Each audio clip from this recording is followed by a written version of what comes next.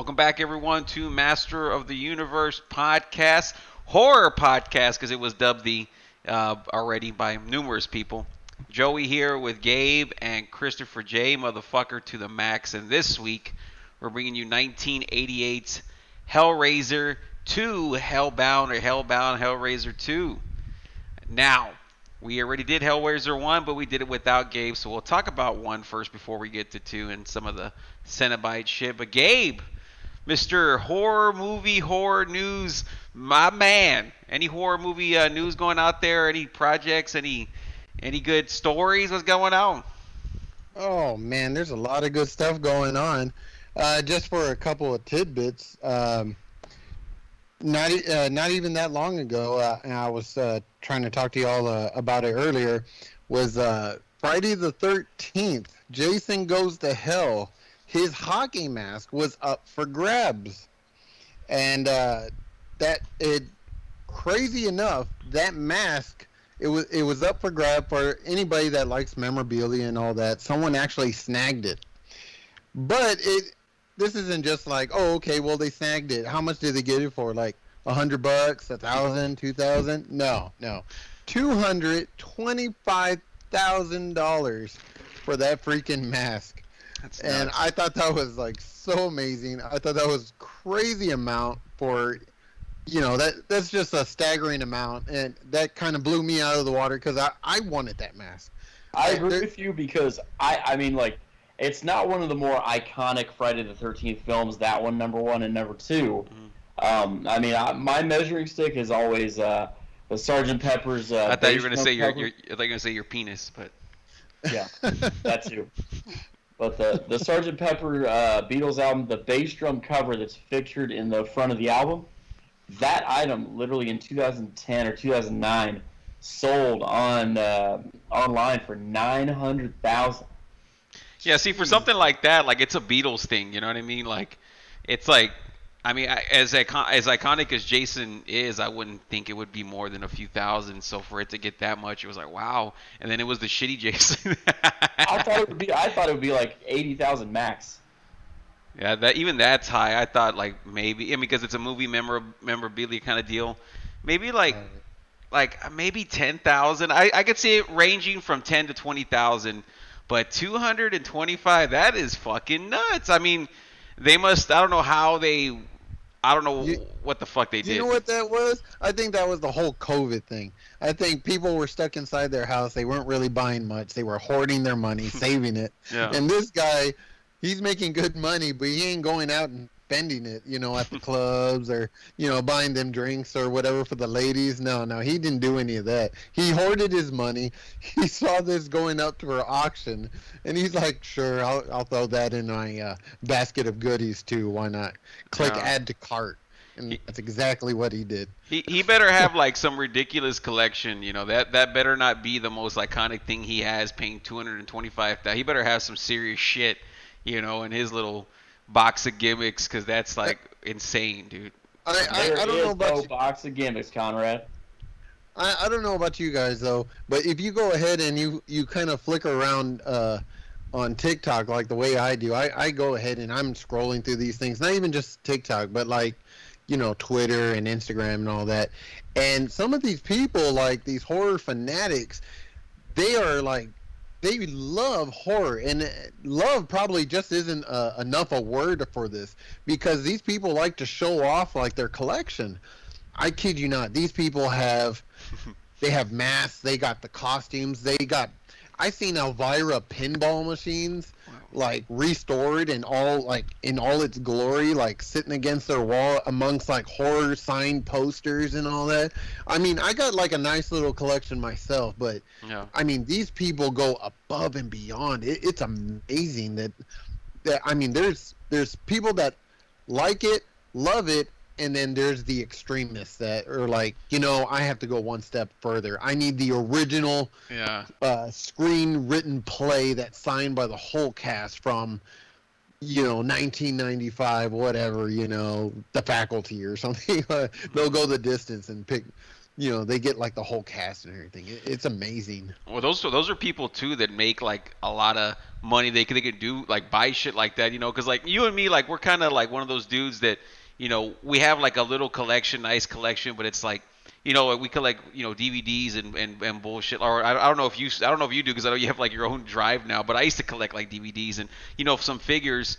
But if I had then I got posters, and that's the kind of the extent. If I had say an extra 10,000 on to buy shit. Oh yeah, I think my collection will be pretty crazy. But like what you're saying, even if I did have the money, I was like, I don't know why I would pay money for the scripts and shit like that. You know what I mean? Like unless it was like something really crazy, like like the original Nightmare, on Elm Street or like something like that. But yeah, some of these people out there, like you're saying, they're in it like for like all the different kind of gimmicks, dude. They're just like they have like so many fucking favorites that they're all their favorite. Like I do it for Phantasm. The whole cast, right? Get everybody on there. Yeah. Man, well, on other as far as other things going on besides that amazing like crazy amount of money on that mask, some pretty interesting, and I thought it was actually good news for all those zombie fiends out there, all those people that love the whole zombie apocalypse type of thing. So Night of the Living Dead, they are making a part 2, which should I'm assuming it's coming out by the end of this year. They're already working on it, and they got clips out on that you can pick up on the internet. But apparently they got Night of the Living Dead part 1, the old 1968, and part 2 is supposed to be a follow-up from that. Mm-hmm. Now, one of the questions I had already received, after sending this information to some other people, they said, "Oh, well, they already have it. It's called Return of the Living Dead." And there's also Day of the Dead. No. The way that whole franchise goes is that it started off with Night of the Living Dead, and then it split off into 2 different entities there. There's the George Romero version, which you have Night of the Living Dead, mm-hmm. the 1968, and then there's the Dawn of the Dead, and then you got Day of the Dead. Mm-hmm. Well, then it splits off into the second half, which is you got Night of the Living Dead. We'll start off there, and then it splits off, and then it goes into Return of the Living Dead. Mm-hmm. Then 2, 3, 4, 5, and it just kind of goes on from there. So there's like 2. And they both make references to the original Night of the Living Dead 1968 movie. Well, what's interesting is that they're saying that this movie that's going to be coming out is a follow-up to that. So now it's directly a Night of the Living Dead part 2. But here's the kicker, though. Here's the extra little cherry on top of it. They got the Day of the Dead cast. They will be premiering into this Night of the Living Dead Part 2 movie. Now, some people are saying, like, well, is this going to be, like, further into the future, like, after, Day of the Dead? Is this going to be a younger crowd? Or, is this going to be, like, right after that? How are they going to do that? Well, there's nothing on it yet. I was looking through it, and there's not really much saying, like, what's the time period on it. But just understand that there is a part 2 to the original 1968 and Day of the Dead, which I think came out in like it was like late 1980s, and the cast for that one will appear into part 2. So I thought that was amazing. I thought that was cool. I was like, no shit, we're getting a direct sequel, not just not the split off. Yeah. So. Yeah, a lot of people. I wasn't gonna say that, but I was like, well, I know you're wise to the business, so it's like you don't need to have me say like, oh well, Return of the Living Dead is supposed to be the sequel because it's, because like you said, it was split where John Russo got the Living Dead, and then Romero's got the Dead or whatever, so they had like the rights to it, but not a direct sequel like you're saying to the original. That's a super classic, and I like both, and so I like all the Romero ones after that. They're pretty cool. And then, like, I like Return of the Living Dead. I haven't seen, I think there's like a 2 and 3 for Return of the Living Dead, but I haven't seen those. But maybe one day. That Return of the Living Dead goes all the way up into, I think it's like a part 7. Jesus Christ. I can't say that word, Necropolis. And pretty much if you've seen some of the Return of the Living Dead, you'll know there's like a sense of comedy in some of them. And as it gets more into the more modern age, you'll see those movies actually start becoming more of a, really more of a comedy. Oh, that's right. It's called Return of the Living Dead, Necropolis, Rave of the Dead. And that was like the last newest Return of the Living Dead. I think that came out in like, I don't know. I think it was like 2007 or 2006 or something. Either way, it was a newer one, and it wasn't bad. I mean, it was okay. It was all right.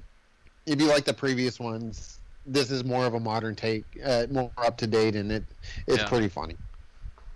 All right. So when we get back, we're gonna go ahead and start talking about Hellraiser Hellbound after this break.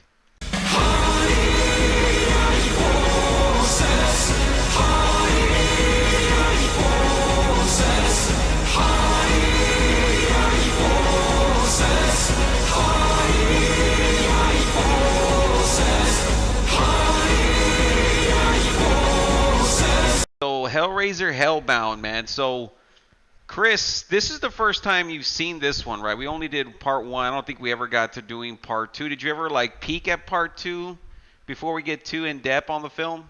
Prior to I did peek at part 2 after we did part 1. I watched the first 10 to 15 minutes of it. You saw the recap? Okay. You saw the recap? It's the recap. No, I actually just turned it on because at the time, both of them were on Hulu when we did them. And I watched part 2, but only like the first 10, maybe 12 minutes of it. And I already liked it better than the first one because it was starting on an established premise, unlike the first one, which had a very weakly made foundation.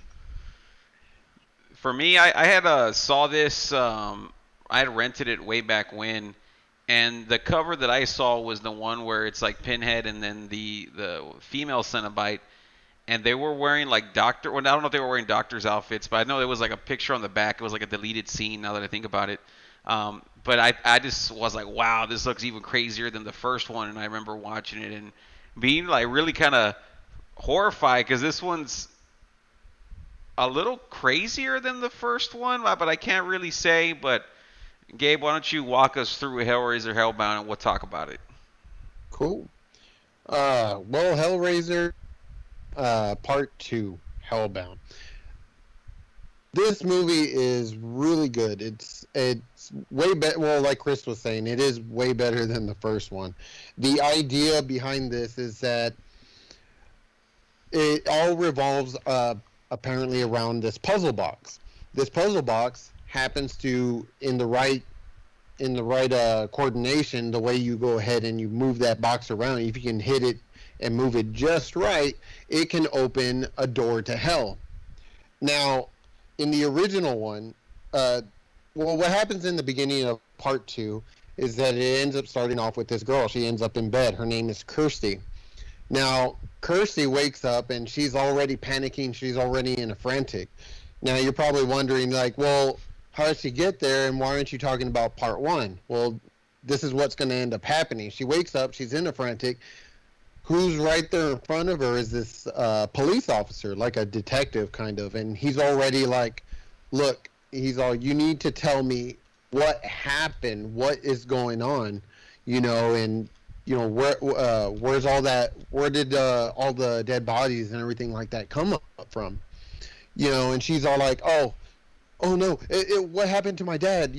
What happened to this person or what happened to that? And they're all over the place. She's all scatterbrained. She's all over the place. She wakes up. She doesn't know where she's at.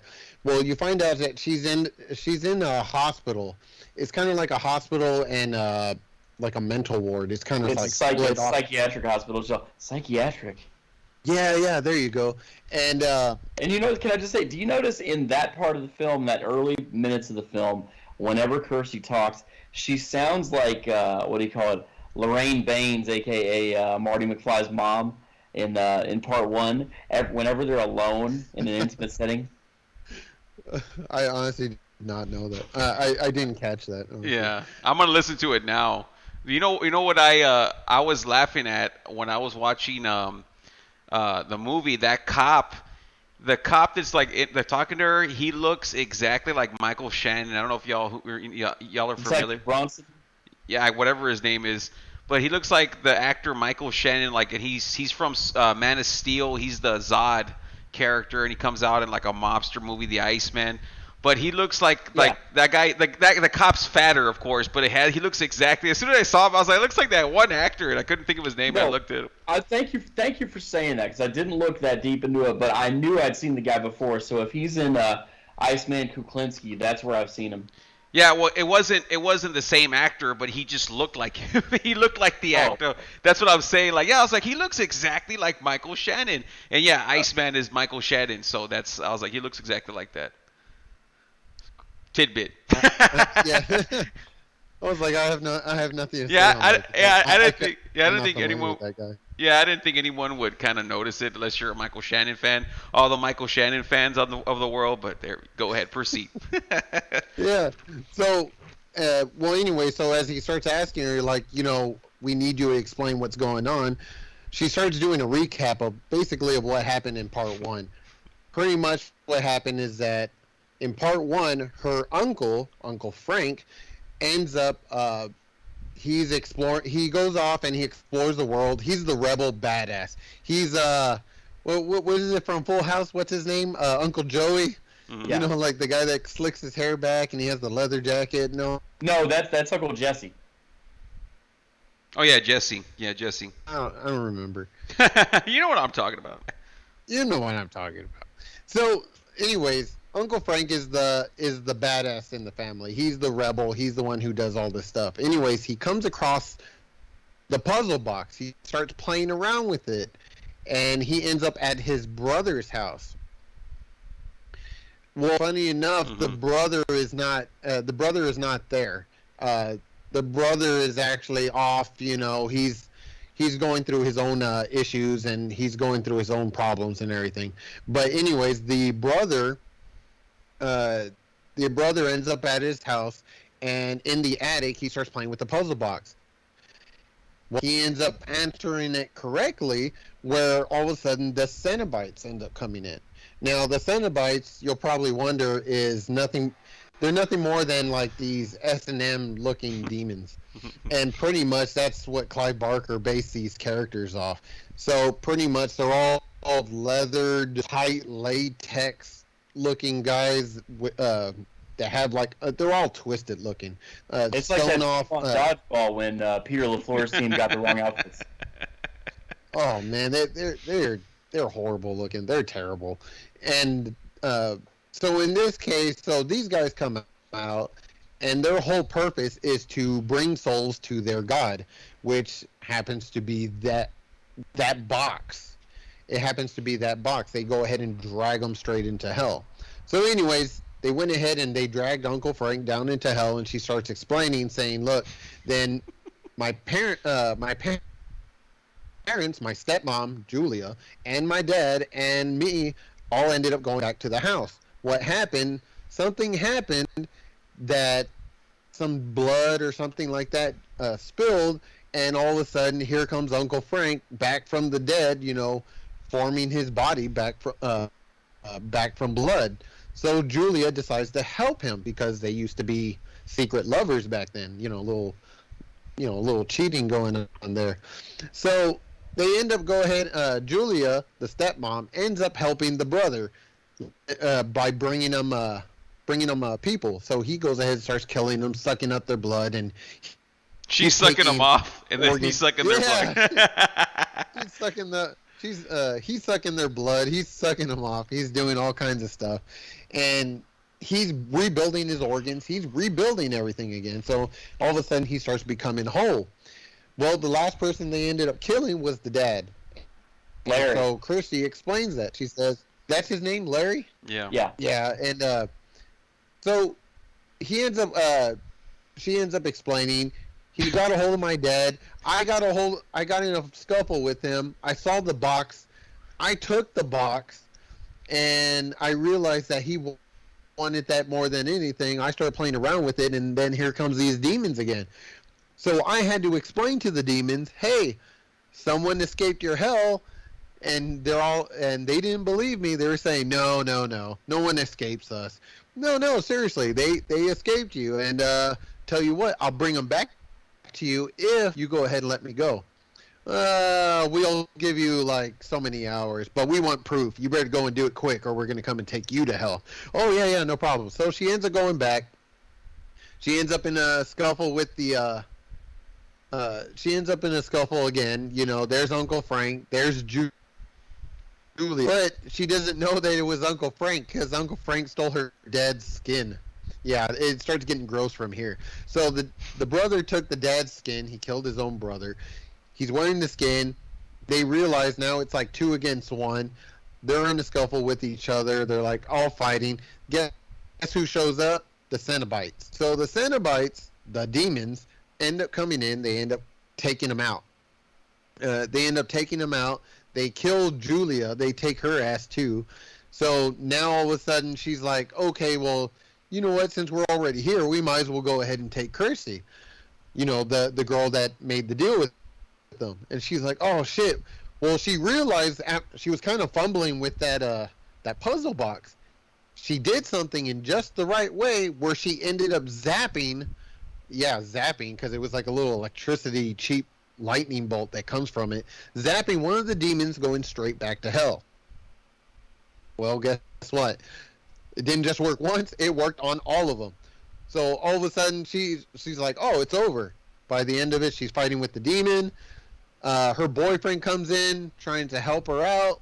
They're getting in a scuffle again. They make it out. Everything's fine. All of a sudden, they end up seeing a demon by the end of the movie that took away the box, and more than possibly ends up leading it off to someone else. Anyway, so that's her whole story. She explains that to the cop. The cop doesn't believe it. He's like, this is bullshit. This is stupid. You know, you belong here. You know, whatever. So he takes off. Who comes in? Doctor Channard. Now, this is going to be like one of the main villains for this story, but he seems like, in general, like he wants to kind of help her out, but not kind of, sort of. You get this weird vibe off him that he doesn't. Anyways, Who's also right next to him? He has his fellow, registered nurse. I don't know. I guess that's like a minor doctor also, or maybe a level down. He's taking orders from the Doctor. And I don't. He might be an RN, or he might be a. Because he mentioned that he said, "I'm a doctor." He's a med school grad doing his residency. Yeah, there you go. And I just kind of took it as a, okay, well, I guess he's a doctor because that's what he said. But anyways, as far as this point, so it's them two, but the one she starts befriending is the guy. What was his name again? I think it's Kyle. I think that's his name. I didn't catch it because you could tell he's just all like I don't know why. Well, yeah, I mean I know why they said in the beginning of the film. Oh, yeah, his name is Kyle. Yeah, they send. They're like, we send him home because she has like that other boyfriend, and they kind of like, well, let's just get this guy instead to like kind of, move along with him. Can I just say, since Frank's really not going to be in the film any longer, I think he shows up towards like the middle of it, but. I was laughing when I saw this, like the little flashbacks in the beginning, because I was like, I get a Razor Ramon vibe when I see Uncle Frank. So I was just like, he's got the 5 o'clock shadow and all that shit. But I was just like, he looks like Razor Ramon. So Frank's Razor Ramon now. So that's all I have. That's what I was saying. I was like, he just has that badass look. I don't know. You're right. He has the 5 o'clock shadow. He has the deep, rugged voice. He's got the chiseled chin. And he's banging. He's over here just banging his brother's, wife or soon-to-be wife, or just he just shows up and like wherever he goes, dude. It's like just like that's it, dude. Hey yo. Frank's a fucking scumbag. Frank's not Razor Ramon. Frank isn't even Rick Bogner. Don't know who that is, but okay. The fake Razor. Okay. He even has like that little finishing touch to let you know he's a badass, is because he's got that little switchblade too. He when he cuts off the bra, right? Yeah, that's right. I was like, so he's a badass when he's got a switchblade. His hair's all slicked back, 5 o'clock shadow. I kid you not. Anyways, at this point, Kyle, the registered nurse or the minor doctor, um, ends up befriending Kirsty, and they're talking, and he's all like, "Well, maybe you just hit your head, or maybe you're not feeling well," and she's like, "No, you don't believe me, it's whatevs." So she ends up walking around. After a while, and she ends up coming across. Tiffany, who's a young mute girl. She looks like she's about 16 or 17 years old, and she's mute, but all she does is she solves puzzles. She is like anything you put in front of her, she will do it. She doesn't show any kind of emotion. She doesn't have anything. She's just like a blank, she's a mute. She doesn't talk. She doesn't give any expressions, and they give her stuff, and she can solve puzzles. Like, she is just like fantastically smart. She's a savant. Yeah, but you end up finding out there's like some tragedy that end up happening later on. So they come across her. They don't really say much, and that's it. Well, anyways, as it goes back to Doctor Channard, and earlier in the movie, they ended up showing that the detectives were, or the homicide crew ended up investigating the house that Christy was at. They end up finding out that Julia, the stepmom who died by the Cenobites, ended up dying on this mattress with a bunch of chains, and they were saying that this is evidence. I'm not quite. Destroy that mattress. I don't quite remember how she got. How Dr. Channard ended up getting the mattress, but he wanted it. Exactly. I was like, what?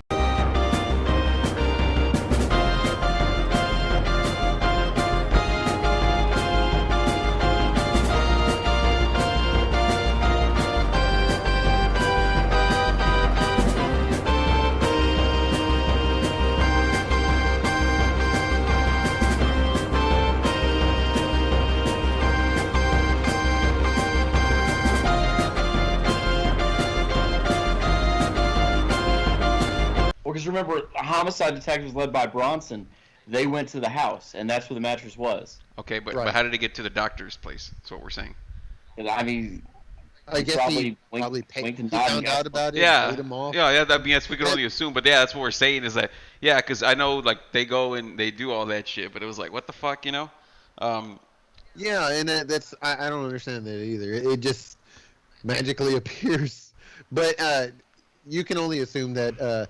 Well, anyways, as far as that mattress ends up at his house, and it shows him, he has like this idea, the whole thing that he already heard this whole story already before about Christy and everything that was going on. Well, yeah.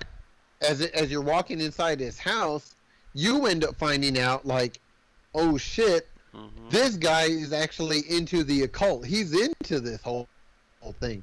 Yeah. You know why? Because you look on his desk, he's got 3 of those boxes. Not only 3 of those boxes, he's got pictures, he's got all kinds of stuff that has to do with this box. Now, just to keep in mind, this box is nothing more than a gateway to hell. So the whole point of it, it's just, it's supposed to open up your desires.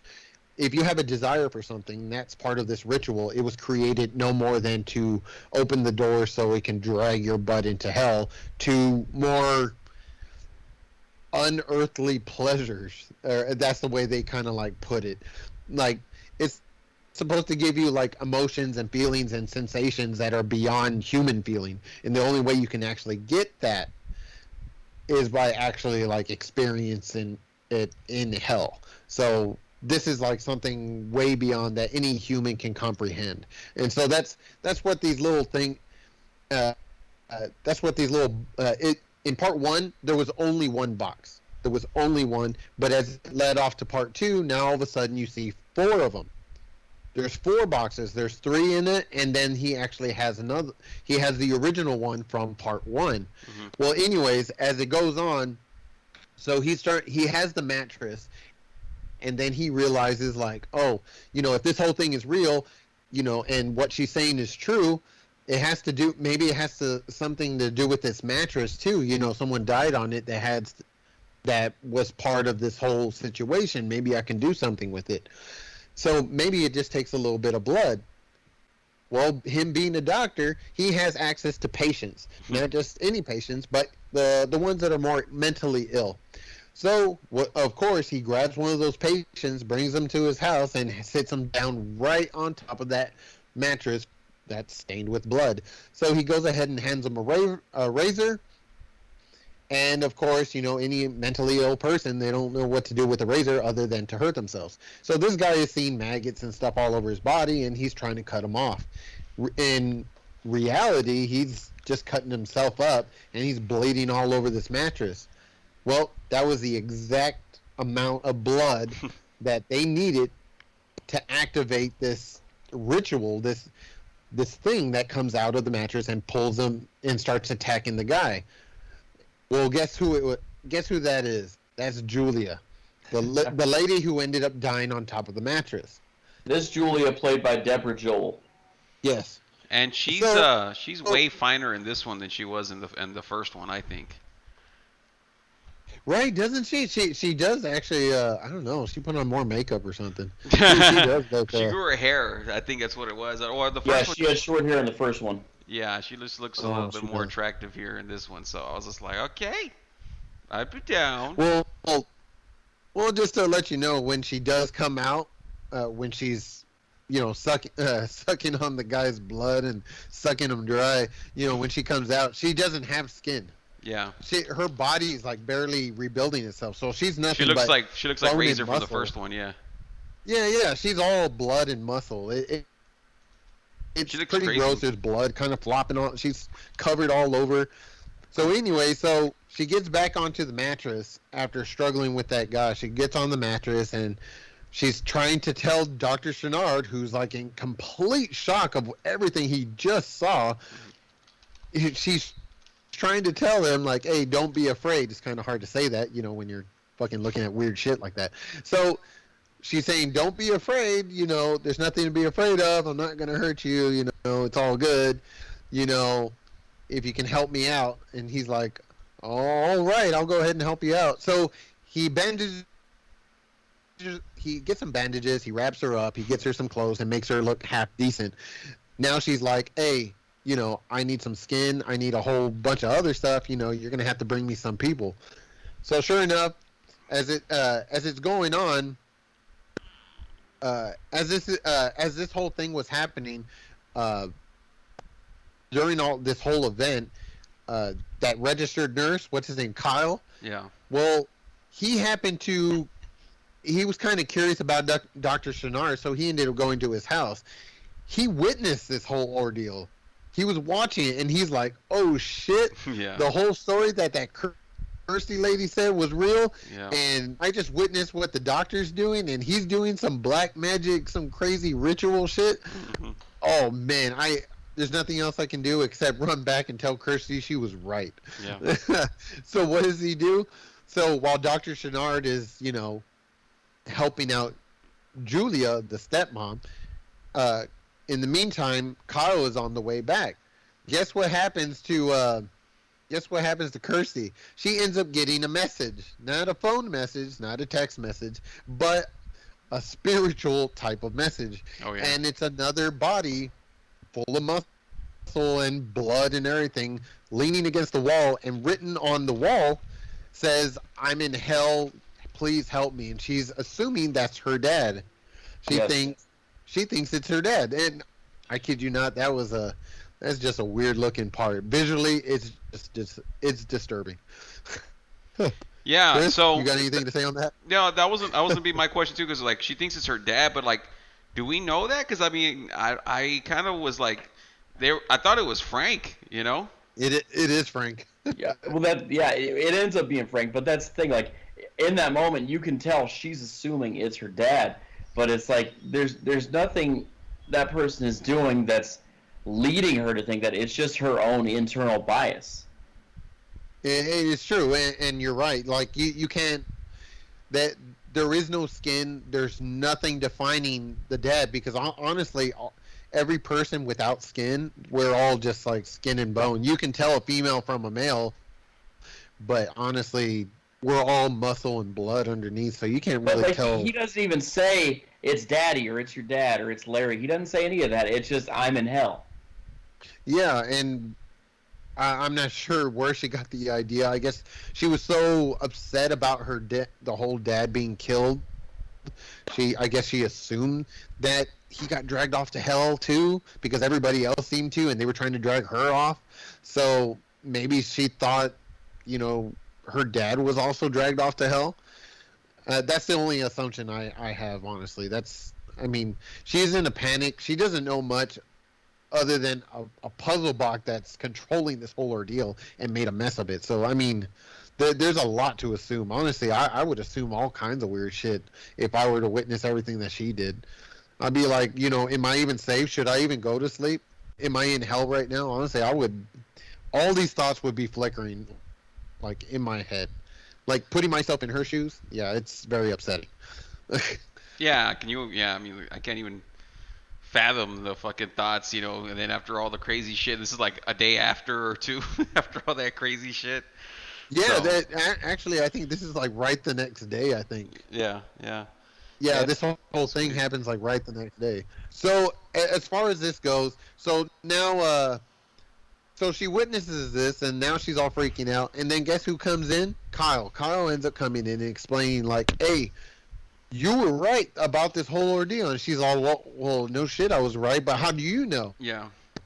Dr. Channard, I followed his ass home, and I was going to ask him some questions or do some shit, and then all of a sudden there's dead bodies or weird shit coming out, and, I saw this guy struggling, and, yeah, he's got, those little puzzle boxes? Man, he's got, like, several of them. What? That's it. That's what I got to do. Well, what do you mean that's what you got to do?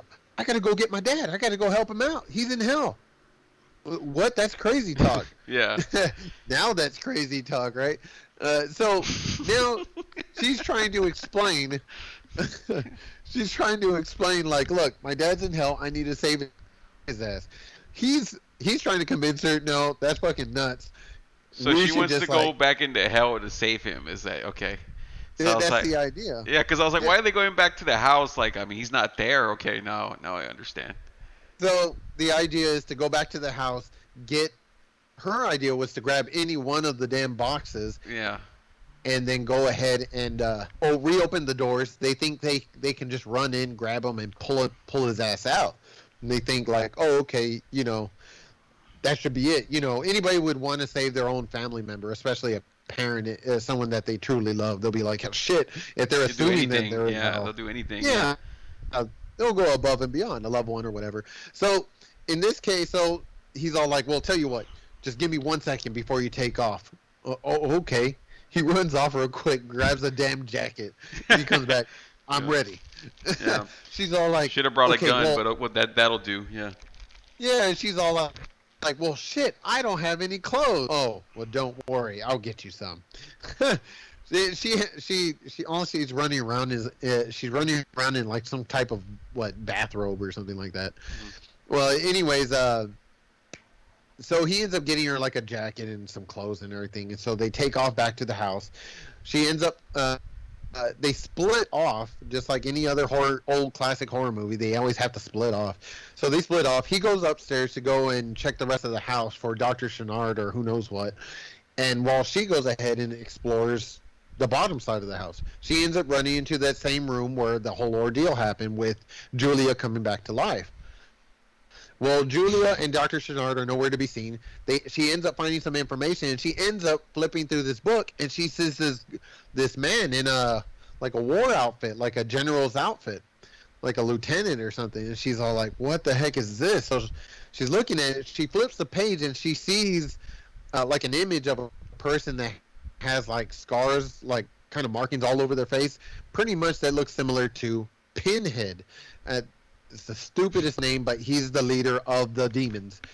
And she's all like, she starts flipping back and forth, and she's starting to put two and two together. She's all, is this General lieutenant guy, this leader of the demons? Is that him? The one that tried to take my ass to hell the first time in part 1? No, that can't be him, but I'm going to take this picture anyways. Folds it up, puts it in her pocket. Well, in the meantime, Kyle is up there. He finds a whole room full of dead bodies. All these patients, they're all dead. Yeah, Guess who ends up coming out? Let me just say when he's in that attic or wherever that's at, I was like, that is so fucking disturbing. I mean, like the way they set up like the imagery, the way they have their like just, and I know this one wasn't like a really high budget film. The way they were able to convey just like sorrow and just all that shit, like when that one dude's got the worms and he's cutting his chest, I was like, man, that's pretty depressing, you know. And then this part, and I was just like, as simplistic as it is with bodies hanging, they make it look good, you know, skip like bad good, like in the bad, yeah. Yeah, no, you are not wrong on that. I mean, these bodies are disgusting. They are full of, there's like they have like green on them. It's like slime or pus. Mm-hmm. I mean, the bodies look deflated. I mean, like they're all thinned out, like they ain't got nothing underneath. Their skin is all toned blue, and kind of there's red, obviously, you know, because of blood and everything. I mean, these bodies are disgusting, man. They look like something like I sneezed out, like some kind of humongous like booger or something. These people look nasty looking.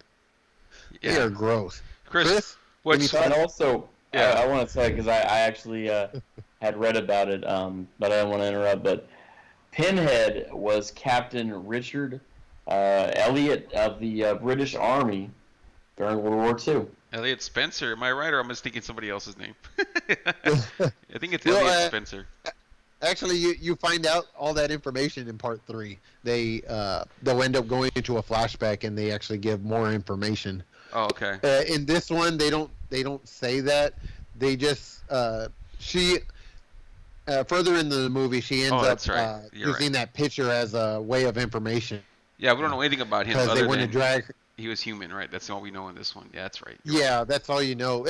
If you notice, like from part 1, they introduced the demon. Part 2, they showed that he used to be human. Then part 3, you end up finding out his backstory, how he became into that. Then pretty much anything after part 3, it's just more history on hell and the box itself.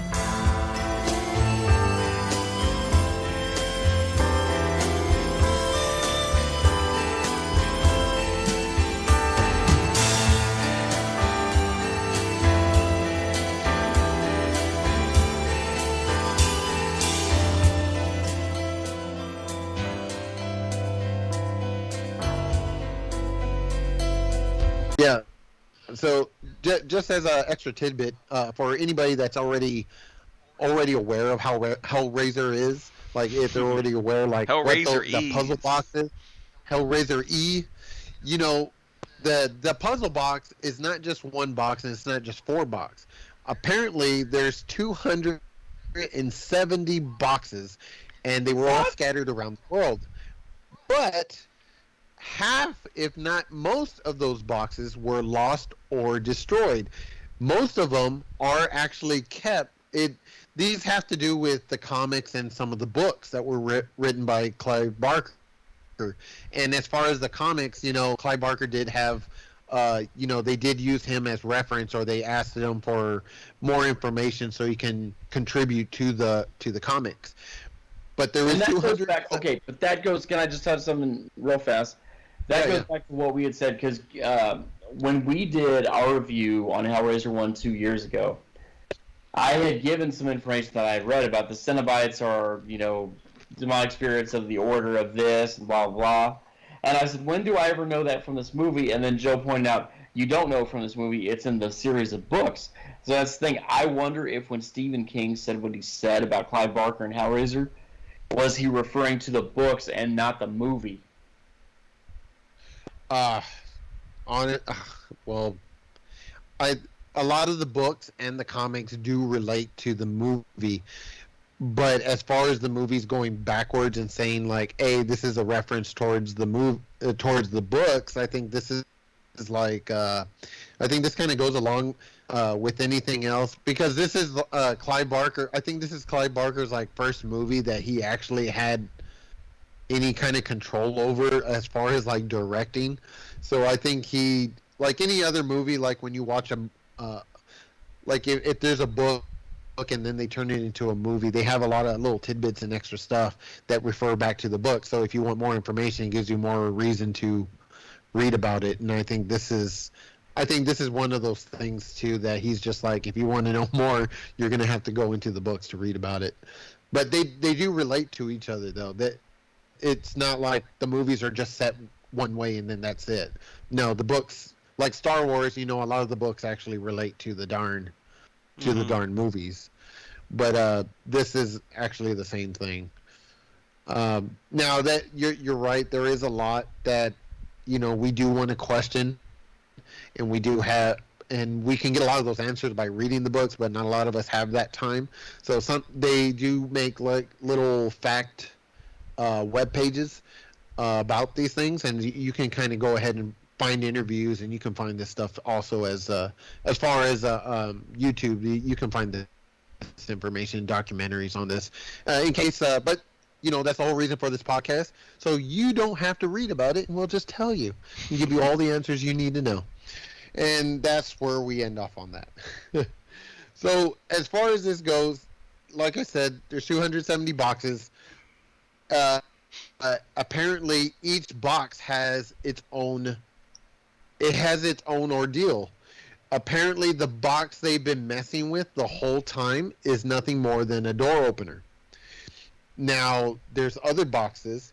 Now, certain boxes, depending on... I hate to go far into it, but just to kind of give more tidbits about it. But each box has its own... Depending on what your desire is, these boxes are designed to either make you commit suicide, they're to make you feel depression. Each one of these boxes has a specific purpose and will make you die or get your ass carried off to hell for those, because each one of those boxes all relate to hell in some way or another. And that's the whole purpose of them, is there for them to be distributed and to collect more souls for hell. Now, throughout this whole movie, understanding just watching the movie, I honestly thought of this as a dimension, not hell. That's what I thought too.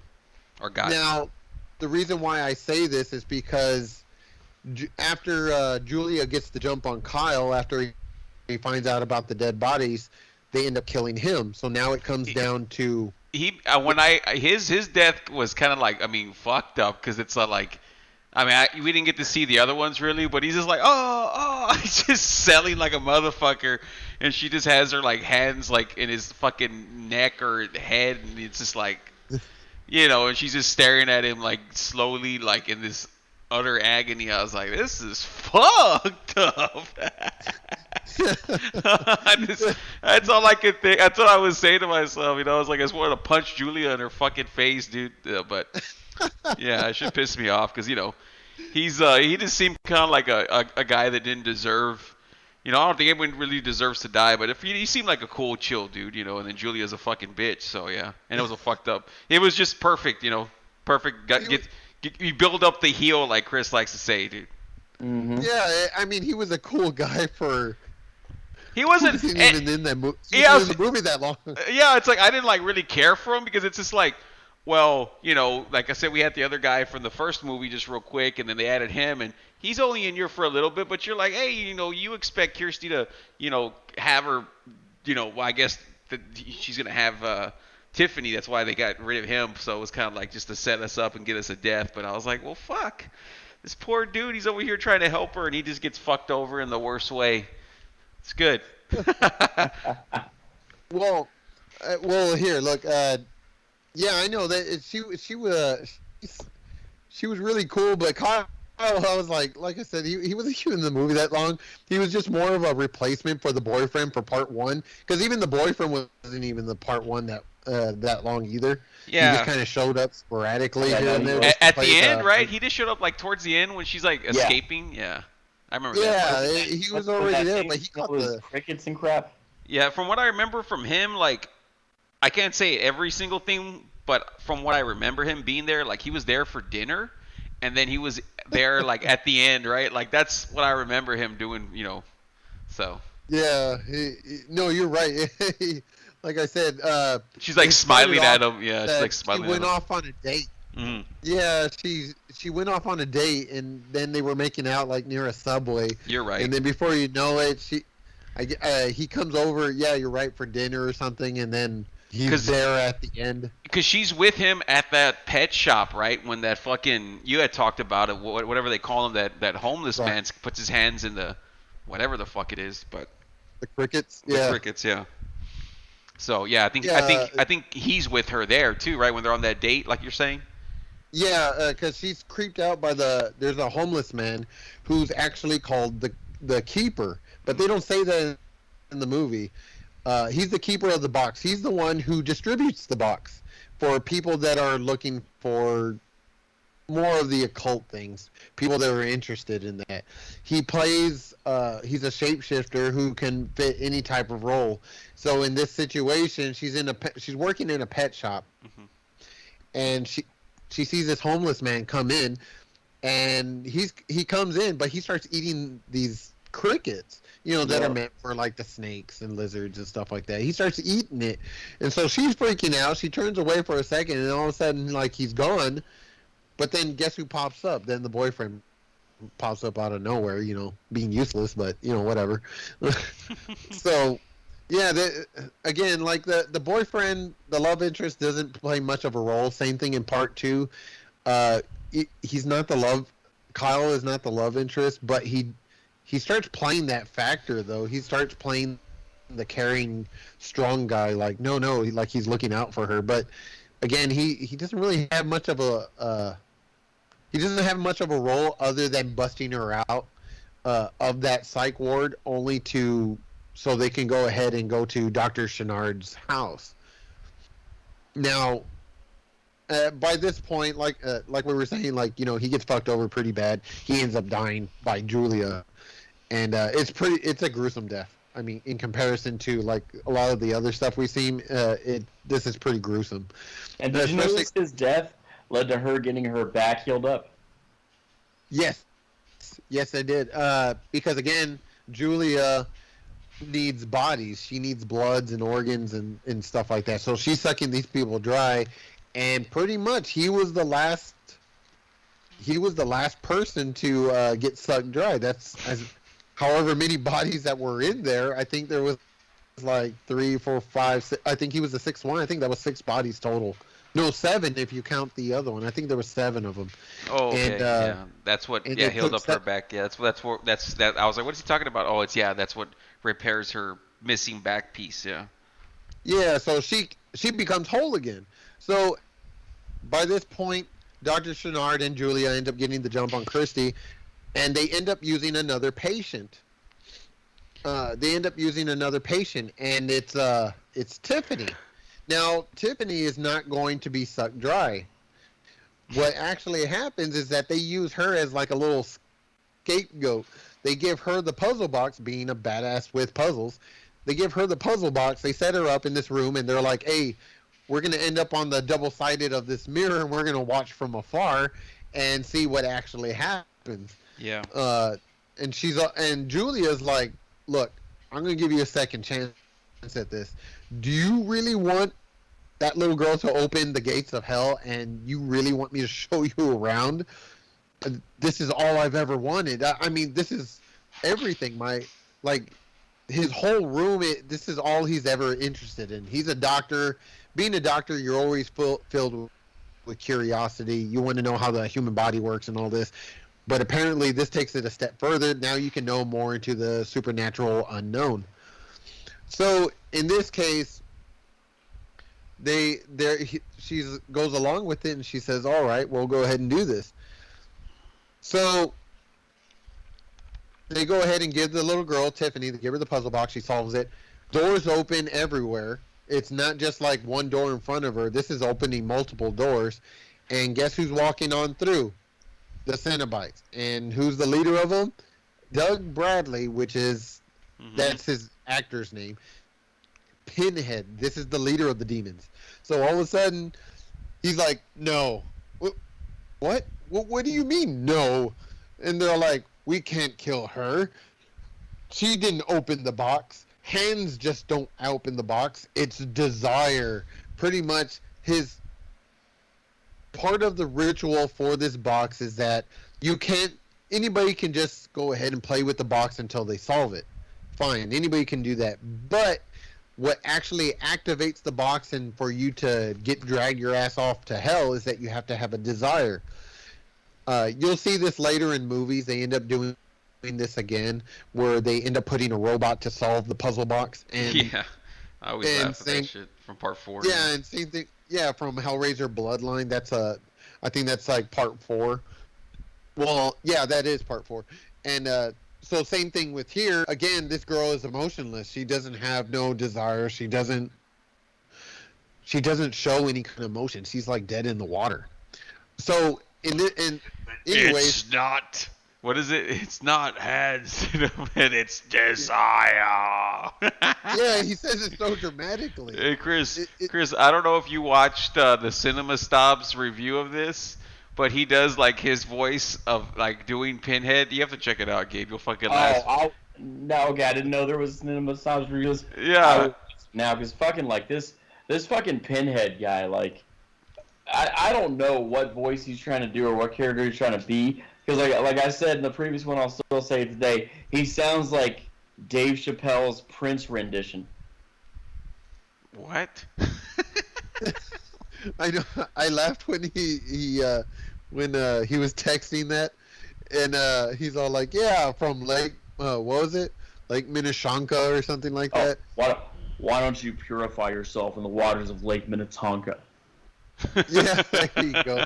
And yeah, I have one of the seasons. I'll be waiting outside by the limo with the revolution. Yeah, he does have that deep voice, and I was like, you know what? I can see it.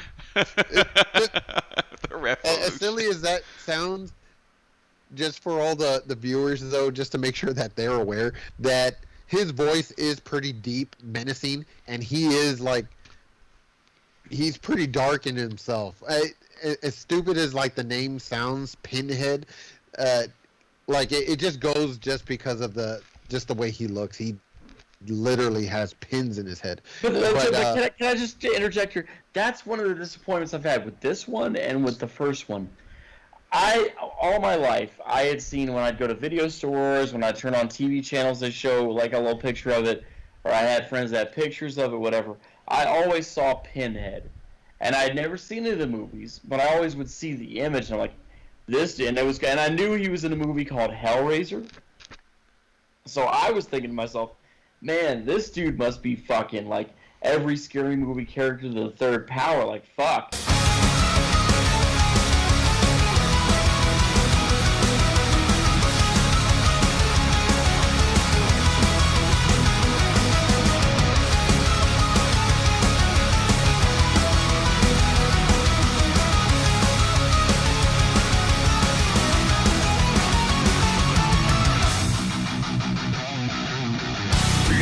Right, so at this point, the Cenobites decide they're not going to kill or drag off Tiffany, the little girl, the mute.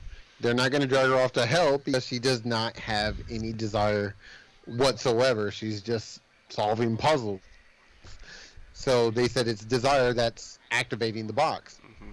So what happens, they end up... so what happens on this case... Oh, so anyways, I'm sorry, I got distracted a little bit. So at this point... Did Nancy walk in there? And all the doors... Yeah, Nancy, yeah, pretty much. This is very distracting. All the doors end up opening up. So Doctor Channard and Julia were watching from the other side, from that two-way mirror. Well, when Pinhead decides to look, he looks at that mirror, or now that mirror had broken... they're gone. They're not there. There was a door that opened right behind them, and they took off. So here Julia is, go ahead and showing Doctor Channard around the whole place, and explaining, this is this is that. She takes them to what looks like the viewing of the whole centerpiece for this whole labyrinth. Now you would think like, hey, they're in hell, it's probably hot, they're probably burning their feet off, and no, in this case, hell is the way it looks is nothing more than it's a big labyrinth. It's a big maze. It's cold stone. Everything is just dark and dreary, and it's just there is no fire. There's little pieces like doorways and rooms, but those are all anybody who ends up going there, that's their own personal hell. So in this case, she ends up leading them, and he's looking through like some of the windows, and he's like all like, oh wow, like what the hell? I'm seeing people have sex, and I'm seeing people doing all kinds of weird stuff, and there's chains, and oh, this is like some dark sadistic stuff. And she's all like, so Julia's like, oh, that ain't nothing. Let me go ahead and keep showing you. Let me show you some more. So they go ahead and they make their way towards the centerpiece, where pretty much you can view the whole center of this whole big labyrinth. Who's sitting there right in the dab middle, floating in the sky, shooting black lights out? It's the Leviathan. Pretty much it's the that's what they call that box, the god of that box. They call it Leviathan, and that's pretty much the devil. It's not Lucifer. It's not some other kind of crazy, demon thing or whatever. No, they call it the Leviathan, and it's this big, misshapen box that's floating around, it looks like a diamond, and it's spinning around in circles, showing off like beams of light, but these lights are black. And if you get hit with the lights, which Dr. Channard does, ends up giving them like a flashback of like dark menacing things. He gets like pleasure of like the time that he kissed Julia. So it's all like, here's the pleasure part, he's kissing Julia. Now here's the pain part when he's seen hooks in skin and dead bodies and stuff. But then it goes right back to like making out and grabbing it ass, and then it goes back to like blood and guts and shit like that and maggots. So it's like flickering back and forth, and he's like, oh man, he's just like freaking out. He doesn't know he doesn't know what to make of it. So anyway, she's like, what? This is what you wanted. This is my God. This is who I served. They sent me back to Earth, so I can go ahead and bring it souls. Well, I did my job. I brought you. What are you saying? Boom! She pushes them inside what pops up right on the edge of that maze, because they're kind of like on a bridge. What ends up popping up right next to him is like a box. So he ends up getting pushed into that box. All of a sudden, these like tentacle things and needles and stuff like that start stabbing him, and he's like, oh no. He's like freaking out. He's like, what the hell? And there's like a big old worm thing that jumps into his mouth. It doesn't look as grotesque as like some of the stuff earlier, so don't worry about like, oh, I'm probably gonna have to like look away or something. No, you can watch that. It's nothing. It's not that dramatic. So he's freaking out. He's getting stabbed, and all of a sudden the box goes back underneath this bridge. It goes back down into wherever. So Julia's like, haha, dusts off her hands. She's all, well, I did my job, time to go back. Yeah. So she goes back. Well, guess who's come through? Kirsty and fucking Tiffany. Oh man, I kid you not. That's and she's not alone now. Kirsty's all like, Julia, my bitch. How's my bitch doing today? Yeah. So at this point, they're running through the mazes. They're trying to. Tiffany was already wandering in there, so Tiffany ends up. Tiffany's already wandering in there, and Kirsty's already like running about. She's trying to figure out where her dad is. Can't find him. All of a sudden, she finds out Tiffany's there. She's like, "Oh shit, my girl, there you are. I know you can't talk, but do you know the way out? Can you help me?" She's just like, doesn't really say much.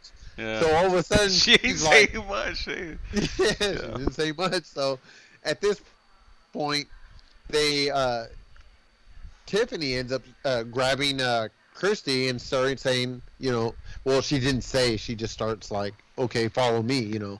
She starts wandering, starts leading her toward out of the maze. Well, as they're on the way out, they see this door, and the door is similar to the door in part 1 from the original house. Now Christy's like, I'm sorry, wait for me. If you can't wait for me and I'm not back too soon, just go ahead and take off. Yeah. Okay, so what are you gonna do? I mean, you can get that from the expression on Tiffany's face. Now she's starting to show expression. Yeah. Because now she's already seen some shit. So Christy's like, I have to go. My dad's probably in that room. He's probably in his own hell. I need to get him out. So she goes in there. She's seeing all these weird things, all these candles, and there's sexual women in there. And guess who pops out? Uncle Frank. That son of a bitch. Razor Ramon. He's in there. Yeah, Razor Ramon's in there. And he's like, oh, Christy, I do.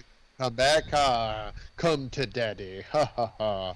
You like that message I sent you? And she's like, what? That was you? My dad's not here, son of a bitch. Yeah. So get this. So she's getting ready to get killed by Uncle Frank because Uncle Frank's a damn son of a bitch. He don't give a shit. He killed his own brother. Yeah. So guess who pops out? Julia. Yep, she comes in at the last minute, and you're like, oh, damn. So 2 assholes ready to kill the good girl, Kirsty. Well, shit. Well, guess what? All of a sudden, Frank is like, oh, shit, that's my girl, That's the one who brought me back. I knew she'd come back for me. Get over here and give daddy a kiss. Oh, okay. All she does is ends up fucking him up. She goes, Julia fucks him up. Now, Christy's like, oh, well, shit. Well, since y'all are fighting amongst yourselves, I'm going to just kind of split out of here. I'm out. So she goes ahead and runs, and she runs out. She's trying to go ahead and get off home. And then guess what happens? Doctor Channard, he comes back. How does he come back? Well, that little room he got thrown in comes back from the bridge. Huh? That little room he got put in where his face got wired cut like on Saw 4. Oh, yeah. Well, the wires didn't really it didn't cut all the way through. It's just wrapped around his face to where pretty much he bled from his face. So he comes out and he's like, oh man, this is badass. He even says, what did he say? I hesitated, right? Yeah. To think I hesitated. Yeah, so I thought it was badass. Yeah, I thought it was badass when he's selling for Leviathan. Yeah, and then all of a sudden, there's a huge worm that comes out of nowhere and grapples the back of his head. It drills into the back of his head and all of a sudden lifts him up, and all of a sudden he's like yelling all in a weird way, and he's like all freaking out. Yeah, exactly. And so it's like when that happened, I guess before he was like kind of like Pinhead and all the Cenobites, but then like after that he like kind of turns into, I don't know, he's being controlled by Leviathan now or something. I guess. He was granted. The way I interpret that was like he was granted extra abilities because at a certain point he ends up losing that. He ends up losing that power. Yeah. But he ends up losing that power. But we'll get to that. So at this point, fast forwarding, they end up out of. Kirsty and Tiffany ends up making it back out of hell. They're like, oh shit, we're cool. We made it back. The door is gone. All right, yeah. Well, they end up walking through that psych ward, and they're looking around, and they realize that all the patients there and that are mentally ill ended up playing around with these boxes. Well, all those mentally ill patients that messed with the boxes all have chains on them and everything. They're all dying. They're all hooked and suffering. Well, then guess what happens? So you're probably wondering like, oh shit, they got to get out of here. Well, Doctor Channard ends up showing up, and he's like, oh shit, the doctor is in. Oh damn it. So he opens up his hands, and this is his power. Apparently, each little Cenobite has like their own ordeal. They have like their own thing. So Doctor Channard has like these snake kind of worms that come out of his hands. They look like little penises. Yes. They do. They're just like really long, and each one that the tip opens up, he can make whatever come out of them. Like little knives or a drill, he can make even and flour and shit. Yeah. Yeah, he makes a flower come out of it. It's real. It was real crazy. So he ends up cutting up and he starts killing off all the patients.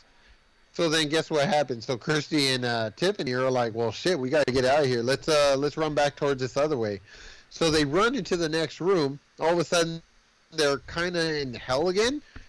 And that's who they run into is the demons. That's always the cool, like, I love that part where they, like, and it happens, like, a few times in, like, the second one, like, they kind of run, she just so happens to run into them, and you just see you hear the chains, and you see them, and then you just see the Cenobites walking, like, that always, it's, like, just, like, perfect cinematography, perfect setup, perfect everything, and then she's like, oh fuck, like if she thought she was in trouble before, now she's even in worse trouble, or so we thought.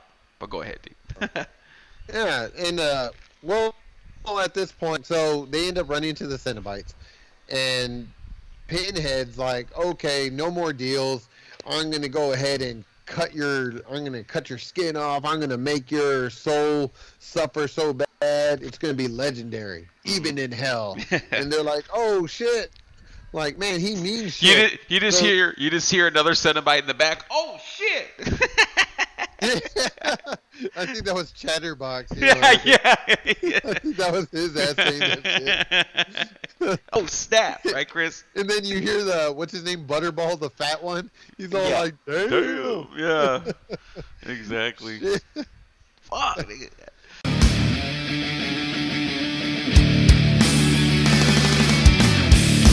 Got too fucked up last night. Spilled my drink out in a fight. Lost my keys and lost my mind. Got left behind, still found a ride. Well, here we go again.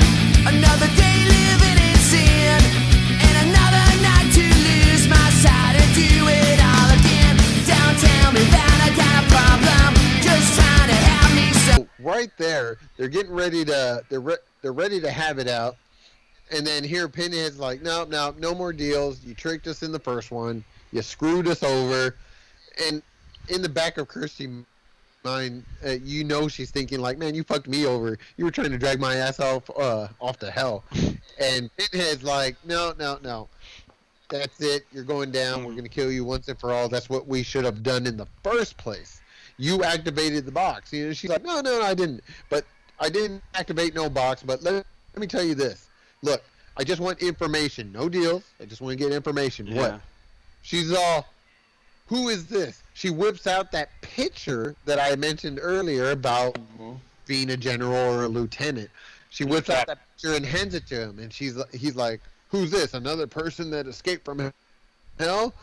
Are you serious? Is this what you're trying to say? Yeah. And she's all, no. Like Frank? That's you. And she's like, what?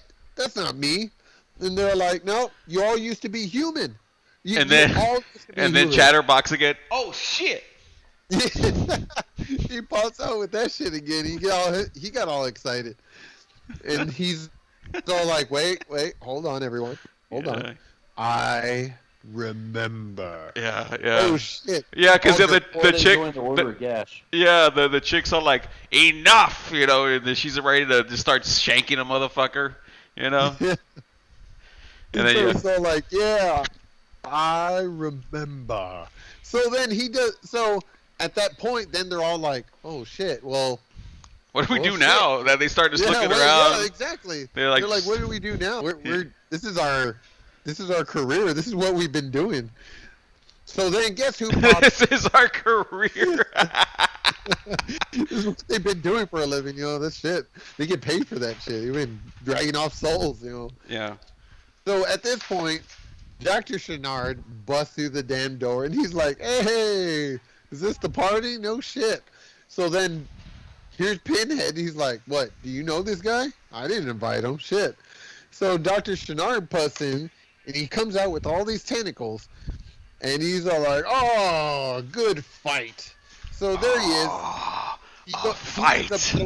Yeah. Yeah, so Pinhead's like, no, I'm not going to have none of this. Let's go ahead and just, off this guy right now. I loved all that when he walked in. He's like, Tiffany, come here. I'm your doctor or whatever. I want to help you. And you see the picture drop, like he said, and then all of a sudden you see all the Cenobites like walking together like towards him. And like, I love that little. I remember seeing that as a kid, like I mentioned earlier, when I rented that, I was like, holy shit. This is like some kind of Godzilla battle, right? You're like, oh, fuck. The Cenobites are going to go into action. And Gabe, what happens? I shit you not. I love when Gabe goes, I shit you not. Well, shit. I got excited about this too when I rented this damn thing a long time ago. And I saw this. You're right. This was a fucking Godzilla battle for me. I got so excited about this damn fight. So these guys are like, okay, leave it to Pinhead. He's the leader. He's like, I'm going to start this shit off. Yeah. So he's using his great... See, Pinhead does not do backflips. He does not jump over cars. He doesn't do anything. He just... The most he'll do is like points. He carries like a knife on his hip and he makes all the chains do all the shit for him. Mm-hmm. So what does he do? He makes all the chains the same thing. He controls a shitload of chains, and they all hook onto Dr. Channard. You just hear him getting his ass over, doing some opera for everyone. Yeah, exactly. That's exactly how he damn sounds. So he hooks them up, but then leave it to Dr. Channard. So I got these newfound powers. He's like, I'm a badass. I got penises with knives, kid. And just. Hey, do the voice vibrato you were doing just now. I don't know if I can do it again as good, dude. Yeah. Stain, you go get a bite, come back, still be Yeah, no, it's like because he has like a very they all kind of distinct voice, but he's like Tiffany, and yeah, because I used to I was like, it was so different than all the other Cenobites, because well, none of them really talk, but Pinhead, right? Well, the chick does, but she's kind of doesn't do shit, just here and there. But anyway, yeah, Channard, he's such a animated motherfucker. I hate him, but he's good for the film. Man, he was like the best one out of all of them. Actually. Yeah. Honestly, I was so inspired by him. They used to come out with like these big old 12-incher toys. Yes. Of the Cenobites, and that's the one I wanted. That's the one I wanted. Well, I looked it up.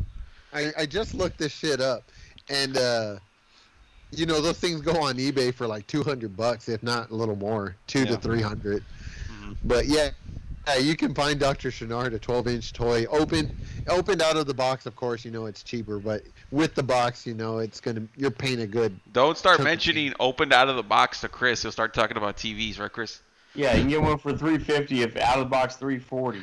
But no, I remember going to of course, I collect figures and all that shit, especially I love all that shit. I remember going like about 10 years ago, probably a little bit more, but about that, and seeing Dr. Channard, that like you're saying, the 12-inch thing, and I ain't talking about the penis, but the 12-inch figure, and I was like, oh, I have to get this, but yeah, I was like, I don't remember what it was, but whatever it was, I was just like, I was like, well, this whole Planet Fitness shit, I don't know if it's going to be able to pay for Dr. Channard. So, anyway. Yeah. Well, I got you. So at this point, so Dr. Channard ends up taking out the 3 Cenobites like nothing. He just shoots those little snake penises and stabs them, and they're dead. They're gone. So, but here's the interesting part. Now when each one of them die, they revert to their old human selves. So, like, pretty much Chatterbox, the one with the clicking of the teeth, that you'll see from the part 1 to 2, he's actually a young kid. He looks like he's 14 or 15 years old. The lady Cenobite, she doesn't really have a name other than she's a girl, she ends up getting killed, and she's like a young woman too. She looks like she's in her 20s.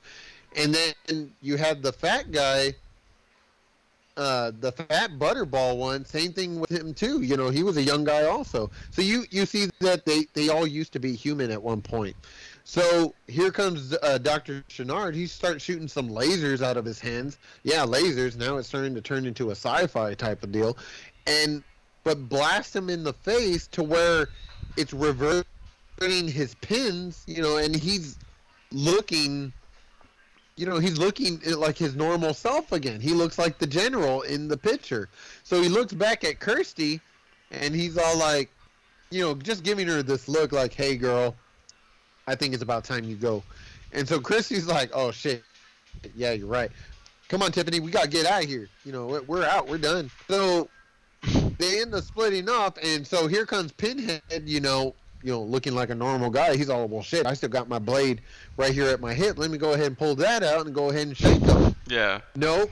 It don't work out that way because he goes ahead and just uses one of those snake deals and cuts his throat. And he makes the most stupidest gagging voice I ever. He's like, yeah, like Chris, when he's drank too much, he starts hiccuping and shit every fucking hangout. Yeah, the same thing, dude. Yeah, you know that sound like when someone makes when they're like, They see someone else gagging, when they see someone throw up and then they start gagging themselves. They're all, bleh, bleh. Okay, that's the exact same sound, I kid you not. He makes the exact same sound where he just wants to, like, it sounds like he wants to throw up, but his throat is cut. I get it. He's trying to gasp for air, but it just sounds silly. So at this point, he falls down. He's dead. You know, that's it. Cenobites. They weren't as badass as, you know, they appeared to be, you know, so they got taken out. I gotta ask Chris before we close out that crazy quick whatever the fuck kind of ending. But Chris, so what did you think when you saw that the Cenobites all turned into like people? Because I know for me as a kid, I was all shocked when I saw that the Chatterer was a kid. I was like, oh, I kept on rewinding it. I was like, no way. I was just like, you know, and then I was also disappointed that they died without doing anything too. But, you know, what were you thinking during that shit? I was very disappointed. I was. That's it. Okay. No, do you know why? Well, no, do you want to elaborate? Of course I want you to elaborate. That's why we do this thing. Okay. Here's why I was disappointed because, okay, the Cenobites to me are supposed to be the villains. They're supposed to be the heels. They never. I mean, they did live up to that in part one to a decent extent. Here, their heat. They don't have any heat in this movie. Like, there's nothing they do in this movie where I'm just so mad at them for what they do. Like, fuck those assholes. I want to see them get there. It's like they don't piss me off to that degree in this movie. And then she turns them back to their human form, showing them. Sympathizing with them and say, you all used to be human, and they turn back their human form. I was like, come the fuck on. Can you not at least wait till the third one? I can't say I agree with you. I like Pinhead didn't even live up to the like fucking Pinhead, the character, the visual is fucking fantastic. It looks great. He looks scary. Everything a scary movie horror character should be. And then he does jack shit. Yeah, honestly, Jack left town. Yeah, he doesn't really he doesn't really do much in the next couple of films either. Pretty much everything the way he approaches everything from part 1 and 2 is pretty much how he is in every film. He's more of the dark, ominous person that sits in the corner.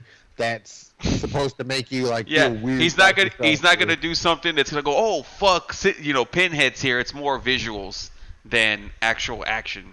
So, I know, and that's the fucking he's pretty much, that's the fucking disappointment. In a way, if you kind of look at it, he's, you know how you like all that crime syndicate and all that stuff? He's pretty much the mob boss. You don't see the Godfather getting up and wanting to do shit. He makes all his henchmen do all that shit. Yeah, I know, but that's the exact same shit. I agree with that. Like, I can tell from this movie that he's the guy the other Cenobites, like, they answer, like, when he says jump, they say how high. When he tells them don't do something, they don't do it. When he tells them do something, they do it. I get that. But it's like the mob boss in these movies isn't the most frightening looking guy. He's kind of a normal looking guy. It's the henchmen. It's the enforcers who look fucking frightening and act fucking frightening. But here, he's the guy that looks the most fucking frightening, looks the most intimidating, looks the most crazy, and he does jack shit. Tonight, ladies and gentlemen, we have a very special treat for you. The celebration of a very special, very unique talent. Ladies and gentlemen, I give you the new host of Fright Night, Regine.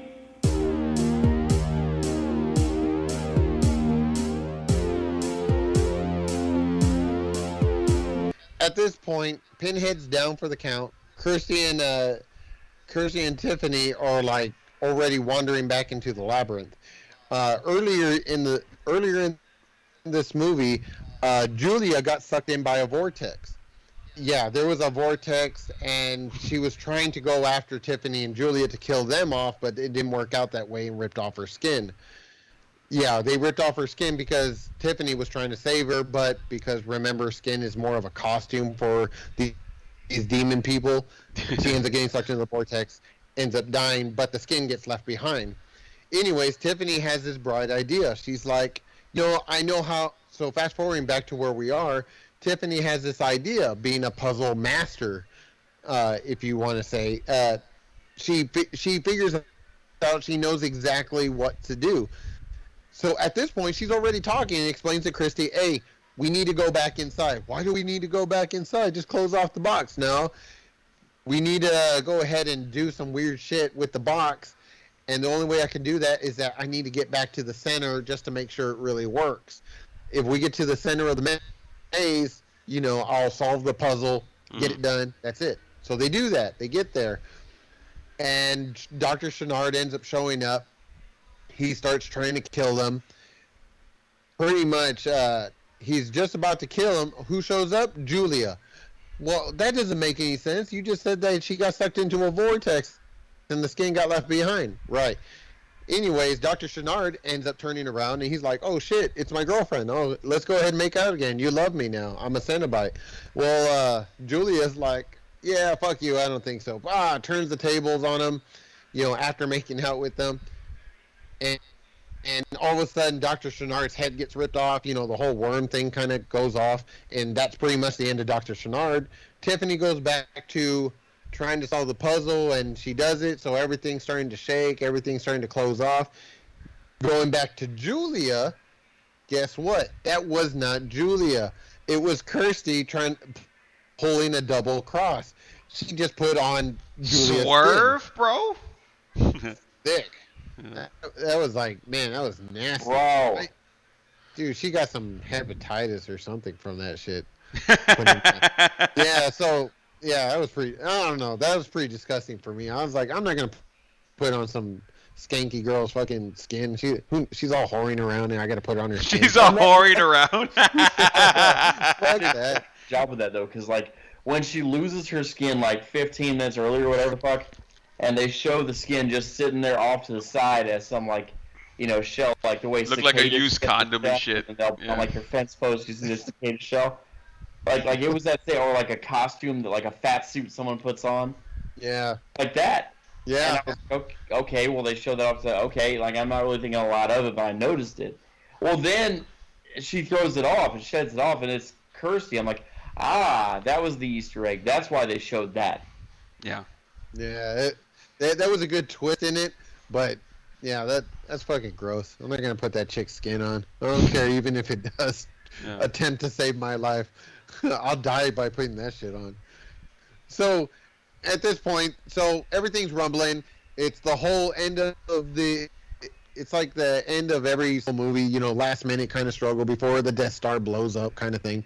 They're making their way back. Everything's closing off. The doors close. Everything ends up closing off. They end off on a great farewell. They solve the box, and you just see them walking in a distance together. Tiffany, she's talking to Kirsty, and they're walking off towards the sunset off of that psych ward, not saying or doing anything about the rest of the puzzle boxes that, remember, all the other ones that were playing, all those mentally ill people were playing with.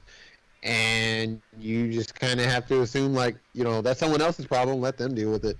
We're done. We're gone. And that's how it ends for part 2. And, well, I was like, shit. It was like, that kind of sucked. The ending kind of sucked.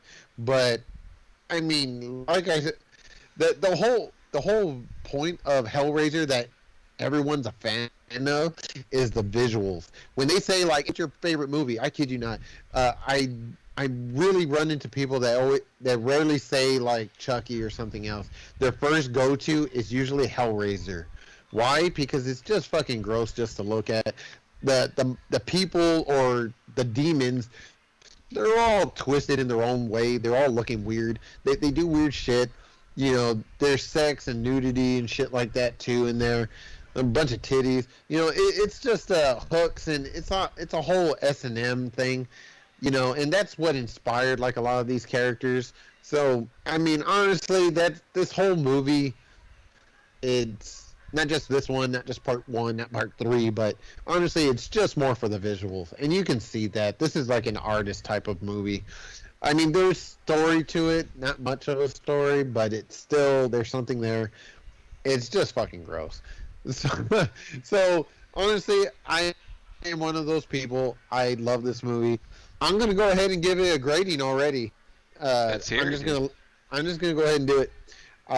This movie is definitely, out of the whole franchise, out of all of them, this one, and I loved Inferno. I know you mentioned it a couple of times. I love those two movies. This one mostly because of the Doctor Channard and Cenobite fight. I have to give it a 7.8. Almost solid 8, but almost like down to the bottom. It's interesting to look at, but I mean, again, there's not much for the story. It's again, this whole thing is visuals. That a lot of people, horror fans alike, they will say they love the puzzle box. They love the demons, the way they look. I honestly don't really get much of a compliments, or not compliments, but like, people saying like things about the story, like saying how great it was, or did you understand like the way the story went? No, I don't get any of that. Anytime anyone mentions Hellraiser, they always mention, dude, Pinhead is sick looking because of all the pins in his head, or did you see all those hooks, how it hooked into the skin of someone's face and blah blah blah, and it ripped them apart. And yeah, that's all I really get. Like, I was like, right, but that's it. I mean, that's all I get. Not enough. And it's not like, oh, Freddy's story. Like, you can tell Freddy's story and get people kind of like, oh, like just the Freddy story, not telling about the movie, just telling a story about Freddy. With Hellraiser, it's like you said, all visuals. You tell people how they look. You can tell about Freddy looks, but the backstory about Freddy is like kind of gets him over. Right? I'm not gonna get into the Freddy story, but you know what I'm trying to say. Right. I feel the same way as that Hellraiser. Everyone like over, and we'll get to them eventually, but everyone always talks about Hellraiser films like if they're almost like Evil Dead films, and I don't. They have similarities, but I think the Evil Dead stuff, it's a lot more fun, a lot more shit going on, but they have the same craziness at points. But Evil Dead is like a whole roller coaster nonstop for the most part. Once you get started, Hellraiser, it's got the craziest little spots, especially in the first one when Frank comes alive and shit like that, and just the visuals that the film, like when it has that box, or like it's like that rectangle that's just turning and you're, just that. It's not much going on, but it's like, oh my god, you're just thinking torture. So it's good with making you think shit's gonna happen without a lot of shit happening. I think the most craziest thing is when Frank, but he's in Larry's body, has got the chains pulling his face apart, towards the end, and that's like the craziest thing besides Frank being just a muscle bloody mess and Julia. But there's not much that happens to where you're like, oh, that was insane. It's just kind of like little spots. These are some of the films I would love for them to be remade, but remade like the way you see like an Avengers movie with all the budget and the craziness, but with practical effects with the budget. Because I think these films, if you really put them in a hell scenario with all the stuff that Clive Barker has in his books and shit, and it'd be pretty insane. But with that being said, just like everything that you said, I thought this one was better than the first one, a lot better. But I don't really like, oh, this is a badass film. You know, it was fun. I enjoyed it. It's something I would watch on Halloween just because it's so dark. But yeah, I'm gonna have to give it like a 7 out of 10. I think a 7 out of 10, 7 shots out of 10 is pretty good. I was gonna give it a 7.5, but it's not a film that I'm gonna, you know, repeat watch or anything like that. But it is good for what it is. It's Hellraiser II Hellbound. Christopher J. Motherfucker. All right. I'm gonna give it a 6.5 out of 10, and I'll tell you why. Tell me why. Because number one, like, you know, it's a letdown that fucking Julia is the main fucking heel in this, man. She's like the one getting all the heat and everything. She's the fucking bitch that you just fucking can't help but hate. But like, it's just a disappointment. Like, what was the point of this franchise and what was the point of the Cenobites then? I don't get it. Like, they should be the fucking heels. They should be the fucking menacing presence that everyone's running from, scared of, having to figure out how to fight, etc. And they're not. They're a bunch of fucking letdowns, to be honest. Like, the Chatterer was the scariest one, and that was in part 1. Yeah, he's my favorite. And then they gave him eyes in this one. It pissed me off. Yeah, and the fucking, like the whole, like, I just don't get the underlying premise of it. And you never hear anything about the Order of Gash, just like you didn't in the first one. Now you don't hear about it in this one. Okay. And then the worst thing is, like, now you're humanizing the fucking Cenobites. We're supposed to have, like, even if we don't visually hate them, we're not supposed to relate to them on a human level. And they show all of them in their human form, and they take them all back to that. That makes the audience relate to these people. And you want to make them unrelatable. I agree. It makes them relatable, and you lose your animus against them. Should not be happening. And okay, the hell imagery was great. That was great. Like the layers and the bricks and, you know, lit candles and all this shit, and the carnival and earlier on in that's great. But like, you don't see with hell, that was good, but you don't see where there's massive, you know, unhappiness among a lot of people or human suffering, and it's like she's there with Uncle Frank in that lair, and he's got these beds of these like bloody rape victims, I guess. I don't know, but it's just like they could have done more on that. They could have done more to get the point across. You're in this unhappy place that you don't know you can get out of. It doesn't follow the it doesn't follow the Christian dynamic of hell. So the Christian dynamic of hell is, it's a place you go when you die. And you're going there because you're being punished or suffering for separating yourself from God through whatever reason. And, like, you have whatever problem you had on Earth, you're going to suffer that 10 times worse for all eternity. And they don't do anything to get that across. And also there's a chasm where you can't go from Earth to hell or from heaven to hell. There's a chasm established to prevent people from going to hell or to prevent people from Earth from going to heaven. It's the same thing. It's like God will put you where you need to be or allow you to be where you need to be. So it's a different dynamic than the Christian dynamic. And I accept that, but like, there's just, in both these films, there's just not explanation things. We, the audience, are just left to interpret this. Right. And as far as the whole Hellraiser thing is, just like how we understood, like, if you understand like how the Bible works, they usually say it's like fire and brimstone. In this case, there is no fire. It's mostly just torture and pain. But the way I always kind of thought of it was, I always considered it like that it wasn't actually hell, even though they call it hell. Kind of like if you remember, kind of like Event Horizon, if y'all remember that movie. Pretty much it was a space exploration, and they ended up opening a portal that supposedly might be hell, but it wasn't technically hell, I guess. It's more of a dimension. Mm-hmm. And so, I think this is like same thing with Hellraiser. I think this is like maybe a third dimension or above and beyond, you know, just a different interpretation of like what, you know, space and eternity and stuff like that is. There is no real heaven, angels and demons. I think they just call them call themselves that. And the hell model here does Just not for for the Dante's sake. Inferno. The what? Divine Comedy, Dante's Inferno. It doesn't follow that. No, it doesn't. That one has like, what was it, 9 circles, right? Yeah. Yeah, that one has like 9 circles, and they have like a pit for suicide, gluttony, and I have that book. It's a real interesting, The 9 cancels fucking of hard to Nancy. read book.